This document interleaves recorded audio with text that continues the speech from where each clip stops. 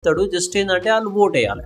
ఆ vote bank కోసము literally ఎంత మంది దొరికిపోయారంటే ఇట్లా వెస్ట్ బెంగాల్ నుంచి రాగానే విత్ ఇన్ 1-2 days లో ఆధార్ కార్డులు అయిపోతాయి. For example recent case Hyderabad లో పాకిస్తాన్ నోడు 26-28 years నుంచి ఉంటుండు. Indian Aadhaar card, Indian ration card అన్ని ఉన్నాయంట మన దగ్గర. సో అంత ఈజీ, అంత డెలికేట్ ఉంది ఇండియాలో. ఇండియన్ సిటిజన్షిప్ పొందడం అంత ఈజీ అయిపోయింది.